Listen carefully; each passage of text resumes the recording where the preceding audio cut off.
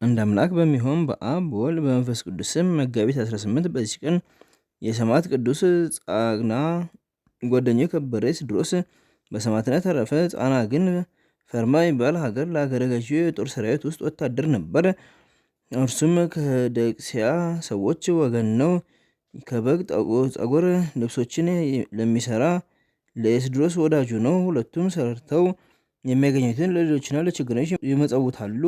በአንዲት ሌሊትም ከእርሷ ጋር አክሊሎች ያሉ ድንግል ሴት በራሳቸው ላይ ስታኖረው ሁለቱም በራእይ ያዩ። ከእንቅልፋቸውን በነቁ ጊዜ ያዩትን እንዴት እንዳዩ ተነጋገሩ። ምስክሮቹ እንዲሆኑ የጠራቸው እግዚአብሔር እንደሆነ አውቀው እጅግ ደስ አላቸው። ከዚያም ተነስተው ሄደው ወደ መኮንኑ ደረሱ። ቅዱስ ጻናም ትጥቁን ፈቶ በመኮንኑ ፊት ጣለው። ሁለቱም በጌታችን በክብር ባለቤት ኢየሱስ ክርስቶስ ማመናቸውን ገለጡ። መኮንኑም ነገራቸውን ሰምቶ አስረው ይደበድቧቸው ዘንድ አዘዘ።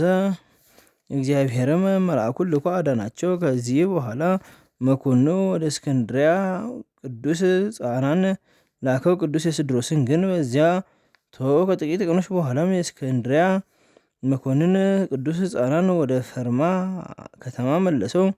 ሁለቱ ቅዱሳን ተገናኙ። በመገናኘታቸውም ደስ ብሏቸው በላያቸው በእያንዳንዳቸው የደረሰውን መከራ ተነጋገሩ።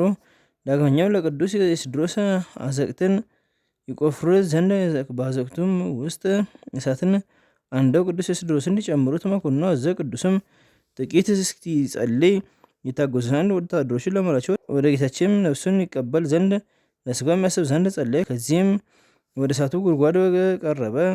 ወደ እሳቱም ውስጥ ጨምሮት ነፍሱን በእግዚአብሔር እጅ ሰጠ። በስጋውም ላይ ምን ጉዳት አልደረሰም፣ መልኩም አልተለወጠም። የቅዱስ ጻና እናትም ከሚወደው ጓደኛው ስለመለየቱ ታለቅስለት ነበረ። ከዚያም ስጋውን ተሸክመው ወሰዱ። የስደቱም ወራት ሲፈጸም በመልካም ቦታ አኖሩት። ቅዱስ ኤስድሮስም ምስክር ሆኖ በሞተ ጊዜ የቅዱስ ጻና እናት ብዙ መላእክትን የቅዱስ ኤስድሮስን ነፍስ ይዘው በታላቅ ክብር ወደ ሰማያት ሲያደርጉ አየች። ለእግዚአብሔር ምስጋና ይሁን። ሁላችንም የክርስቲያን ወገኖች በጸሎት ይማረን ለዘላለሙ አሜን። እንዘ አቅረብኩ ማኅሌተ ዘኪሬ እምአለፈ እምነተጸምዱ ዘልፈ እለ አነብብ ተወከፍ ዘንዴቴ መጽሐፍን ተደሴከ እግዚኦ ጻድቃኑ ተወከፈ እምላኡ ውላን ዘተርፈ ነቢያት ቅዱሳን ሐዋርያት ሰባክያን ሰማዕታት ጻድቃን ደናግል አዲ ወመነኮሳት ሄራን ባርኮ ጉባኤ ዛቲ መካነ እስከ አረጋዊ ሊቅ ወንዑስ ሕፃን ለተጻፈ በርክታት ተጻፈን ዘደርስ ወለዘ አነቦ ለተተረጎመ ሰላዲስ ወለሰማ ቃሉ በዝነ መንፈስ ጸሎተሙ ማርያም አደቂት ኩሉ እምባ ሰውር ይማረን። ኢየሱስ ክርስቶስ ቅዱሳኑ ጸሎት ይጠብቀን። በረከታቸውን ከእኛ ጋር ይሁን። አምላክነ በከንቱ ኮልኮል ከመሳን አቡነ ዘበሰማያት